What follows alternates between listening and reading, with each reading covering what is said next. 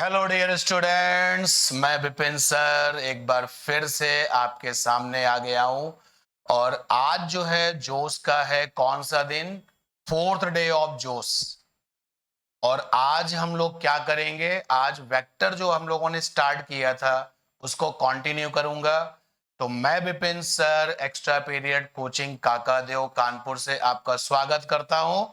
और अपना ये जो टॉपिक चल रहा है बेसिक, इसको स्टार्ट करते हैं। चलिए देखिए, सबसे पहले अपडेट कर लेते हैं। अपडेट में सबसे पहले तो आपने जोश के पहले दिन पर आपने कंप्लीट किया हुआ है फिजिकल क्वांटिटीज, तो ये हम लोग कंप्लीट कर चुके हैं। फर्स्ट डे ऑफ जोश we have done. Okay, Josh के पहले दिन हमने इसको कंप्लीट किया था। एंड सेकेंड डे ऑफ जोश we have done types of a physical quantity, जिसमें हम लोगों ने स्केलर को जान लिया था, वेक्टर को जान लिया था और टेंसर को जान लिया था। ठीक। After that third day of जोश we have done vector physical quantity, जिसमें हमने डेफिनेशन देख ली थी और रिप्रेजेंटेशंस ऑफ वेक्टर कर लिया था। रिप्रेजेंटेशन ऑफ वेक्टर में एक बार फिर से आपको बता दूं कि हमारे पास में रिप्रेजेंटेशंस के दो तरीके थे। फर्स्ट वे था एल्जेब्रिकल वाला रिप्रेजेंटेशंस और सेकंड वाला था ज्योमेट्रिकल रिप्रेजेंटेशन, जिसको हमने और आपने फोटो खींचो मेथड भी कहा था। और अब जब फोटो खींचू मेथड यानी कि जो आपका ज्योमेट्रिकल रिप्रेजेंटेशन है, जिसमें आप वेक्टर को फोटो यानी कि एरो की लेंथ डायग्राम बना के दिखाते हो, तो यहीं से आज का क्लास स्टार्ट होता है। And today is fourth day of जोश। ओके, चलिए स्टार्ट करते हैं आज की क्लास। जब आप वेक्टर का ज्योमेट्री बनाओगे, तो बेटा डेवलप होता है टाइप्स ऑफ वेक्टर। ये जो टाइप्स ऑफ वेक्टर है ये ज्योमेट्रिकल रिप्रेजेंटेशंस ऑफ वेक्टर से ही क्रिएट हुआ है। तो सबसे पहला जो टाइप है वो पोजीशन वेक्टर है। पोजीशन वेक्टर ऐसे वेक्टर होते हैं जिनका starting point Cartesian coordinate system का ओरिजिन होता है। आप देख सकते हैं ये एक्स एक्सिस है, ये वाई एक्सिस है। आप चाहो तो जेड एक्सिस भी बना लो, नहीं तो यहां पर अंडरस्टूड है। ये लीजिए, मैंने जेड एक्सिस बना लिया, ये जेड एक्सिस है। तो ये जो आपका एक्स एक्सिस है, वाई एक्सिस, जेड एक्सिस है, यही आपका सीसीएस है। तो कार्टेशियन कोऑर्डिनेट सिस्टम। तो इसकी जो डेफिनेशन है मैं बार बार बोल रहा हूं, आप कहेंगे तो लिख भी देता हूं। और क्योंकि अगर आप नोट्स बना रहे हैं तो बना सकते हैं, मैं बोल रहा हूं। Position vectors are the vectors which have initial point origin of CCS। Cartesian coordinate system का जो ओरिजिन है इन वेक्टर्स का, वो इनिशियल पॉइंट होता है। जैसे कि आप देख सकते हैं कि एक वेक्टर ये है, कहां से स्टार्ट हो रहा है? ओरिजिन से स्टार्ट हो रहा है और पॉइंट पी तक जाता है, तो इसको कहते हैं पोजीशन वेक्टर ऑफ पी। आप चाहें तो कुछ वेक्टर पोजीशन वेक्टर यहाँ पे डेवलप कर सकते हैं। जैसे सपोज कर लीजिए कि एक पोजीशन वेक्टर हमने डेवलप किया ये, और ये पॉइंट है हमारा कैपिटल ए। ये जो पॉइंट है हमारा वो कैपिटल ए है, तो इसको कहेंगे position vector of capital A. एक वेक्टर और डेवलप कर लेते हैं, ये लीजिए। तो पोजीशन वेक्टर की छोटी सी डेफिनेशन है कि ऐसे वेक्टर हैं जिनका स्टार्टिंग पॉइंट ओरिजिन होता है। कार्टेशियन कोऑर्डिनेट सिस्टम में हम इसको डिफाइंड करते हैं, तो ये भी एक पोजीशन वेक्टर हो गया। अगर ये पॉइंट आपका बी है तो ये हो गया पोजीशन वेक्टर बी का, ये वाला ए का, ये पी का और ये बी का। और पोजीशन वेक्टर को स्टूडेंट्स हम लोग सिंबल आर से लिखते हैं। तो प्रॉब्लम है भाई, यहाँ तो सर ने तीन तीन वेक्टर पोजीशन वेक्टर बना दिए हैं, तो इस वाले को क्या लिखें? इस वाले को मान लेते हैं R1 और इस पोजीशन वेक्टर को ले लेते हैं R2 और इसको ले लेते हैं R3। अब पोजीशन वेक्टर को लेकर के स्टूडेंट्स कौन सा ऐसा क्वेश्चन बन सकता है जो हमको और आपको परेशान कर दे, फंसा दे? क्या कोई क्वेश्चन बन सकता है? क्योंकि डेफिनेशन तो बहुत सिंपल है कि ऐसे वेक्टर जिनका स्टार्टिंग पॉइंट ओरिजिन होता है कार्टेशियन कोऑर्डिनेट सिस्टम का, उनको हम पोजीशन वेक्टर कहते हैं। तो क्या इसमें कोई ऐसा क्वेश्चन बन सकता है जो बेस्ट हो? बिल्कुल बन सकता है। जैसे अगर वो आपसे ये कहे कि भाई मुझे फ्रेम ऑफ रेफरेंस बदलने की परमिशन है। कार्टेशियन कोऑर्डिनेट सिस्टम एक फ्रेम ऑफ रेफरेंस है, पोलर कोऑर्डिनेट सिस्टम भी एक फ्रेम ऑफ रेफरेंस है। Polar coordinate system, spherical coordinate system भी आपका फ्रेम ऑफ रेफरेंस है, सिलिंड्रिकल कोऑर्डिनेट सिस्टम भी आपका फ्रेम ऑफ रेफरेंस है। अगर आप इनको जानते हैं तो सो गुड, नहीं जानते हो तो केवल इतना समझो कि जैसे तुम्हारा X axis, Y axis, Z axis Cartesian होता है, ऐसे ही पोलर भी है आपका, स्फेरिकल भी है, सिलिंड्रिकल भी है। तो क्वेश्चन यहां पर ये बन सकता है, या बढ़िया question related to the position vector ये बन सकता है कि अगर हम अपने फ्रेम ऑफ रेफरेंस को चेंज कर दें तो क्या पोजीशन वेक्टर का इनिशियल पॉइंट बदल जाएगा? आंसर है हाँ, बदल जाएगा। सुनना फिर से, अगर हम अपने फ्रेम ऑफ रेफरेंस को बदल दें, जैसे सपोज कर लो कि हम लोग दो टीम बन जाते हैं, एक टीम मैं हो गया और एक टीम आप हो गए, तो आप वाली टीम का frame of reference Cartesian coordinate system है, तो आप वाली टीम के जो पोजीशन वेक्टर होंगे उनका इनिशियल पॉइंट ओरिजिन होगा, और मैं मेरी टीम में जो फ्रेम ऑफ रेफरेंस है वो पोलर कोऑर्डिनेट सिस्टम है, तो मेरी टीम के जो पोजीशन वेक्टर होंगे उनका जो इनिशियल पॉइंट है वो क्या हो जाएगा? बदल जाएगा। क्लियर? ये है शानदार क्वेश्चन आपके पोजीशन वेक्टर का। बाकी इसमें ऐसा कुछ है नहीं जो आपको परेशान करे। नेक्स्ट है टाइप्स ऑफ वेक्टर। जब आप वेक्टर की फोटो खींचते हैं, कैमरे की हेल्प से नहीं, पेन की हेल्प से कॉपी पर, तो फिर टाइप्स ऑफ वेक्टर बन जाता है। तो नेक्स्ट है आपका इक्वल वेक्टर्स। इक्वल वेक्टर्स क्या होते हैं? जो डायरेक्शन में सेम रहते हैं और मैग्नीट्यूड में भी सेम रहते हैं। दो या दो से ज्यादा ऐसे वेक्टर जो मैग्नीट्यूड और डायरेक्शन में सेम टू सेम हो उनको हम कहते हैं इक्वल वेक्टर्स। रिपीट, अगर आप नोट्स बना रहे हैं तो बना सकते हैं। टू और more than two vectors are called equal vectors when all have same direction as well as same magnitude. Clear? बना लेंगे नोट्स। चलिए डायग्राम से अगर इनको देखना चाहें तो इनको डायग्राम से देखते हैं। एक वेक्टर हमने ये बना दिया, एक वेक्टर मैंने ये बना दिया। ओके, एक वेक्टर और ट्रेस कर लिया, एक वेक्टर ये बनाया,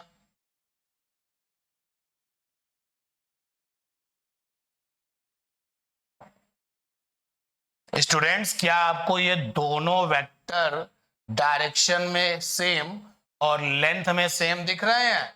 आंसर है यस। तो भैया ये इक्वल वेक्टर्स हो गए। इक्वल वेक्टर्स जो हैं बहुत पक्के दोस्त होते हैं, बहुत जबरदस्त इनका फ्रेंड सर्कल होता है, जो डायरेक्शन और मैग्नीट्यूड दोनों में सेम रहेंगे। तो टाइप्स ऑफ वेक्टर में और आगे बढ़ते हैं।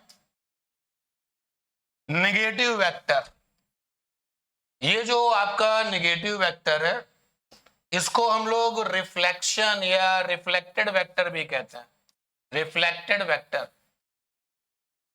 और ये जो आपका नेगेटिव वेक्टर है ये अकेला नहीं होता, बहुत इंपॉर्टेंट पॉइंट है ये। जो नेगेटिव वेक्टर होगा, नेगेटिव वेक्टर आइसोलेटेड नहीं होता। Negative vector never isolated, never isolated. क्योंकि इसकी जो डेफिनेशन है वो क्या है? अगर वेक्टर दोगे तो नेगेटिव वेक्टर लोगे।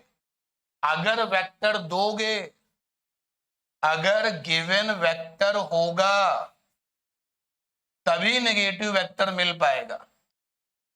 तो इसलिए ये नेगेटिव वेक्टर अकेला नहीं होता। तो आप देख सकते हैं कि यहां पर हमारे पास एक वेक्टर ए है, तो इसका नेगेटिव वेक्टर चाहिए, कैसे मिलेगा, क्या करेंगे? तो नेगेटिव वेक्टर जो है वो गिवन वेक्टर के जैसा ही होता है, डायरेक्शन में लेकिन अपोजिट होता है।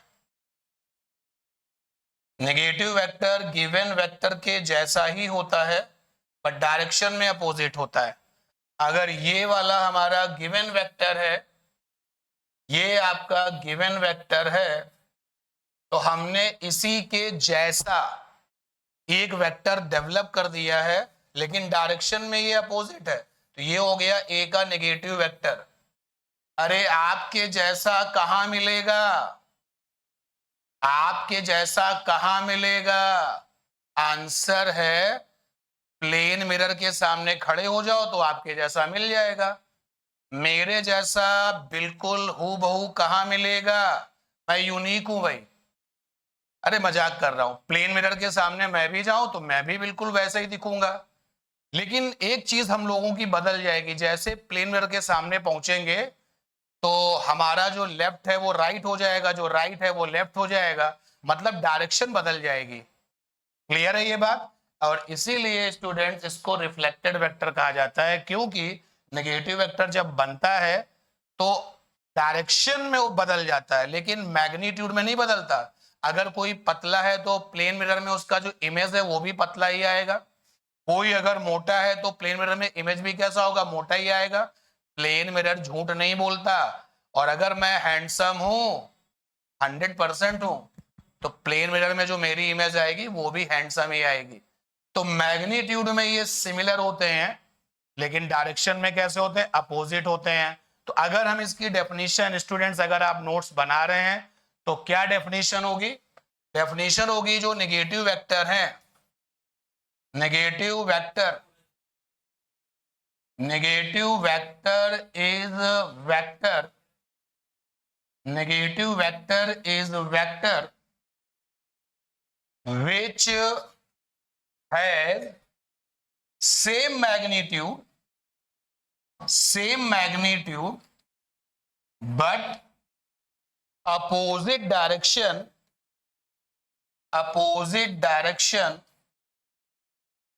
as compared to given vector।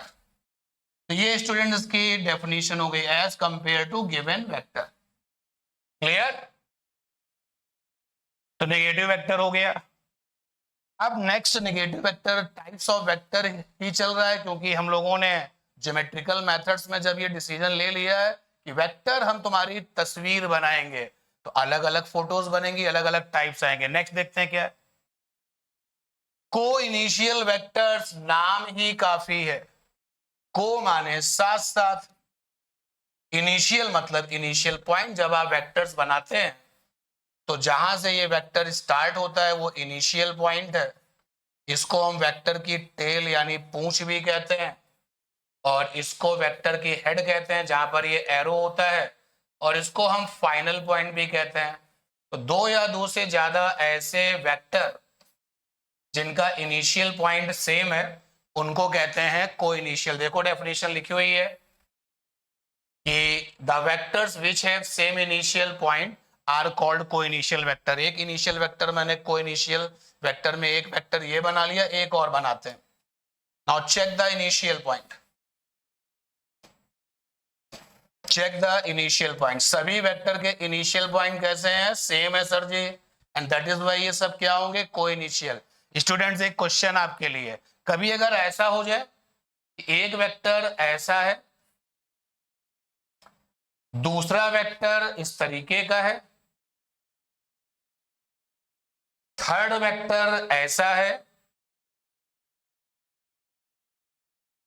और एक वेक्टर और ले लेते हैं, वैसे तो सफिशिएंट है इतना, एक वेक्टर ये और है, सपोज दैट ये। तो मैंने आपसे ये कहा कि अगर इनिशियल पॉइंट सेम होगा तो ये को इनिशियल है। नाउ इन दिस पिक्चर सभी वेक्टर के जो फाइनल पॉइंट हैं वो कॉमन हो गए। ऐसे बंच ऑफ द वेक्टर्स को क्या कहेंगे? कमेंट्स करिए और बताइए क्या आंसर है। I will check the answer of this particular question only in your comments. Clear? Comments करके बताइएगा कि अगर किसी वेक्टर के फाइनल पॉइंट एक जैसे हैं, कॉमन है, तो ऐसे वेक्टर के बंच को क्या कहेंगे। नेक्स्ट टाइप्स ऑफ वेक्टर में कोप्लेनर वेक्टर्स, जैसा नाम को मीन्स साथ साथ, प्लेनर मीन्स प्लेन।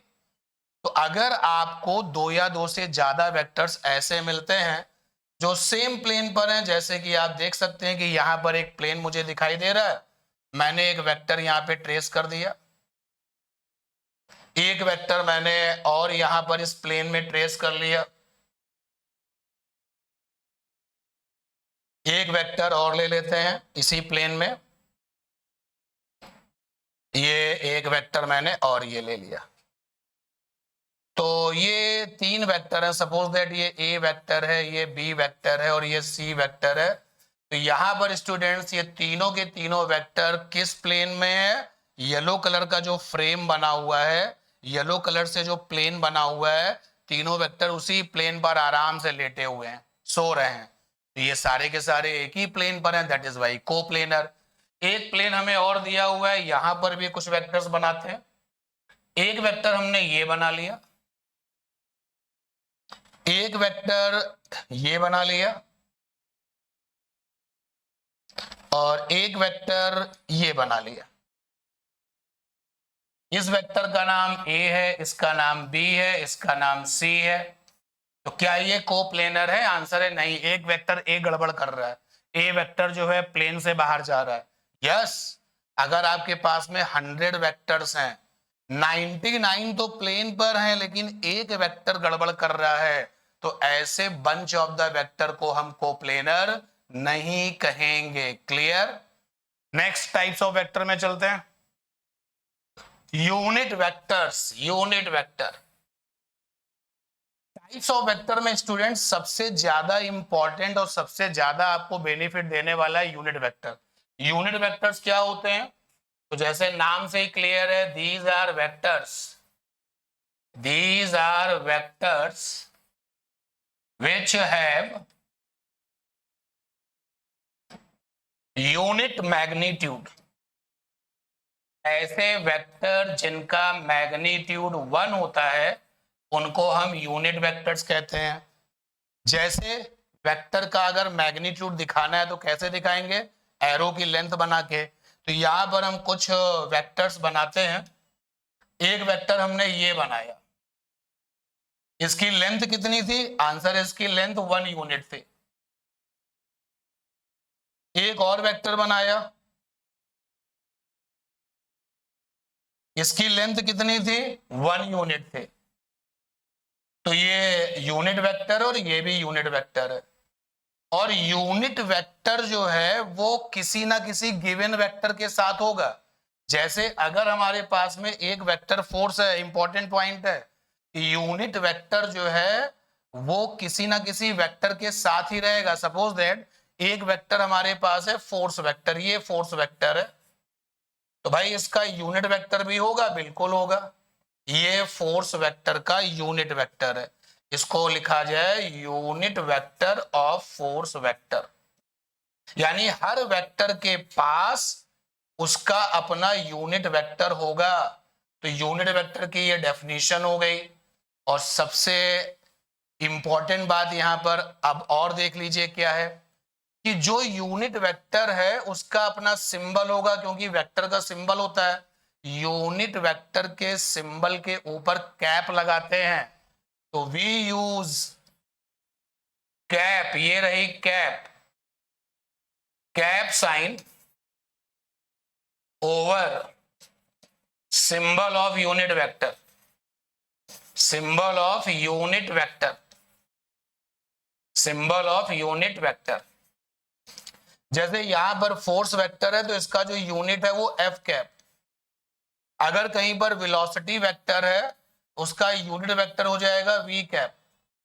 अगर कहीं पर आपका एक्सेलरेशन वेक्टर है तो उसका यूनिट हो जाएगा ए कैप। ऐसे हर वेक्टर के साथ अपना उसका यूनिट वेक्टर होता है।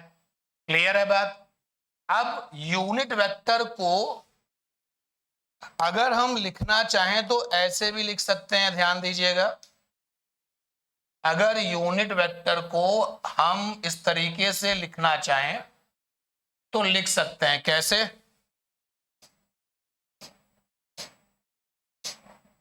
सपोज कर लो कि एक वेक्टर है हमारे पास, ये एक वेक्टर है,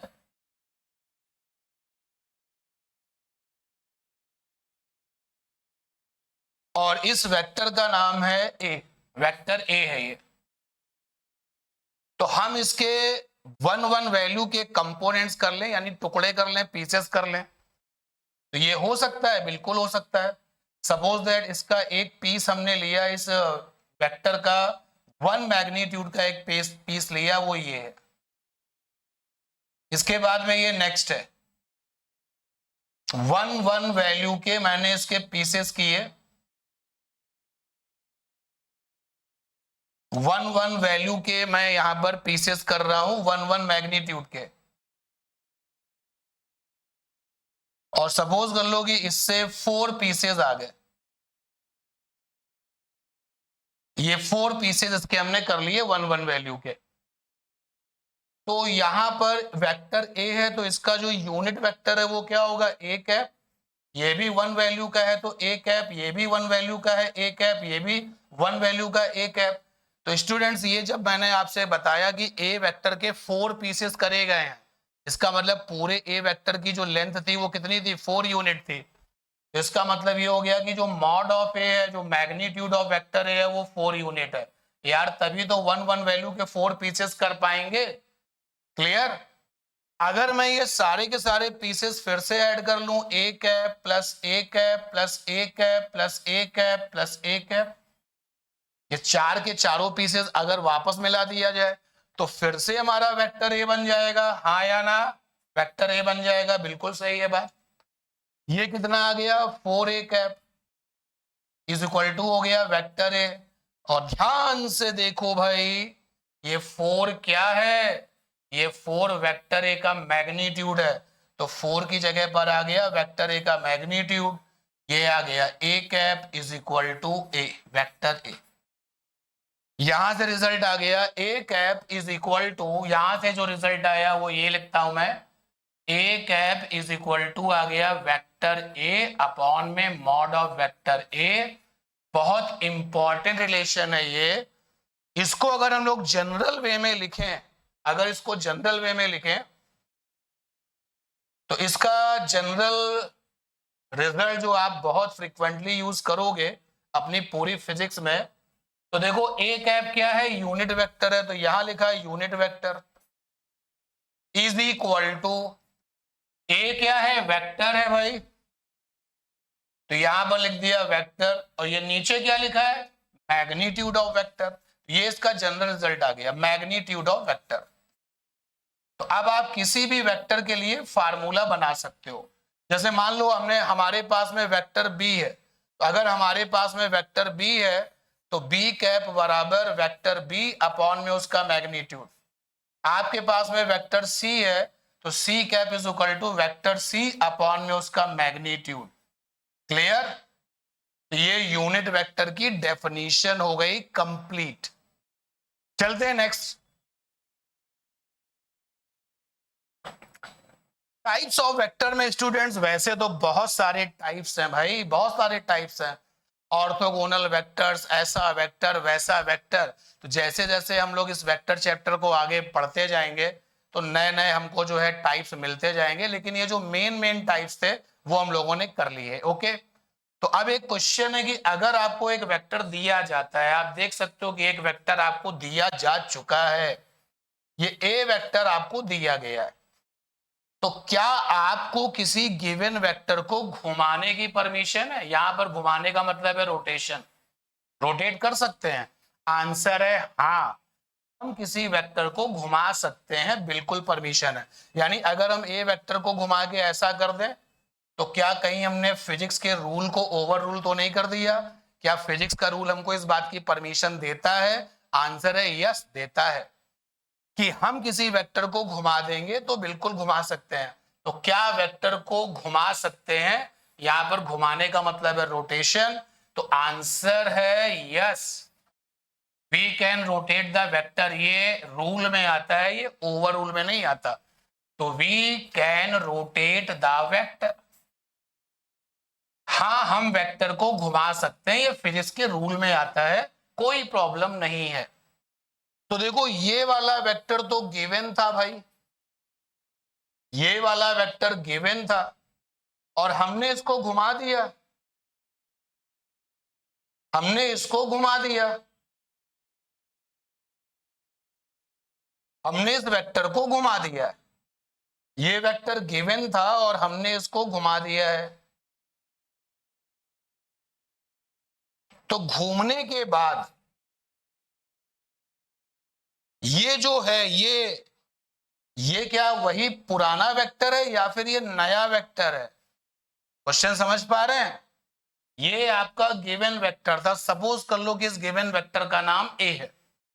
तो घुमाने के बाद इसको जैसे ही हमने घुमाया तो ये जो नया वेक्टर आपको दिख रहा है, इस नए वेक्टर का पुराने वेक्टर के साथ क्या कोई कनेक्शन है? मैं हूं विपिन द्विवेदी, मैं ऐसे रोटेट कर जाऊं, अभी भी मैं क्या हूं? विपिन द्विवेदी। तो सिमिलरली अगर ये वेक्टर फोर्स वेक्टर है तो घूमने के बाद भी क्या रहेगा? फोर्स वेक्टर, यानी नाम तो नहीं बदलेगा, यानी घूमने के बाद नाम नहीं बदलेगा। Got it? अगर वेक्टर वेलोसिटी है तो रोटेशन के बाद वेलोसिटी ही रहेगा, रोटेशन के बाद वेलोसिटी ही रहेगा। अगर वेक्टर फोर्स है तो घुमाने रोटेशन के बाद वो फोर्स रहेगा। तो एक बात तो ये दिख रही है कि नाम तो नहीं बदलेगा, मतलब वेक्टर का जो नेचर है, आईडी है, वो नहीं बदलेगी। तो क्या बदल गया? मैग्नीट्यूड बदल गया क्या? अरे मेरी हाइट जो है 5 पॉइंट समथिंग फीट है, रोटेट करने के बाद क्या मेरी हाइट बदल गई? नहीं, रोटेशन से तो मेरी हाइट नहीं बदल गई। इसका मतलब ये हो गया, अगर हम वेक्टर को रोटेट करेंगे तो क्या उसकी लेंथ बदल जाएगी? नहीं बदल जाएगी। तो दूसरी इंपॉर्टेंट बात आ गई, मैग्नीट्यूड नहीं बदलेगा, मैग्नीट्यूड नहीं बदलेगा, नाम नहीं बदलेगा, मैग्नीट्यूड नहीं बदलेगा। क्या बदलेगा? डायरेक्शन। अभी मैं आपको फोकस कर रहा हूं, आपके सामने हूं, ये देखो घूमने के बाद डायरेक्शन बदल गई, डायरेक्शन बदल जाएगी, डायरेक्शन बदल जाएगी, डायरेक्शन बदल जाएगी। Got it? तो अगर आप किसी वेक्टर को घुमाते हैं, नाम नहीं बदलेगा, मैग्नीट्यूड नहीं बदलेगा, लेकिन डायरेक्शन बदल जाएगी। और स्टूडेंट्स, वेक्टर बड़ा सेंसिटिव है। वेक्टर में दो चीजें हैं, एक है मैग्नीट्यूड और एक है आपका क्या? डायरेक्शन। कुछ भी बदल जाए तो वेक्टर कहता है बदल गए, मेरा एक नया सिंबल दे दो। तो घूमने से पहले ये वेक्टर ए था और मान लेते हैं कि अब इसका नाम हो गया ए डैश। डन? चलते हैं नेक्स्ट पर।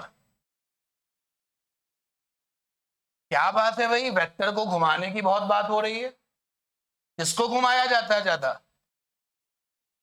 अरे मेरी बात मत करो भाई, ठीक है, मेरी बात मत करो। यहां पर हम वेक्टर की बात कर रहे हैं, घूमने घुमाने में मजा आता है, बहुत आता है, बट हम यहां पर वेक्टर की बात कर रहे हैं।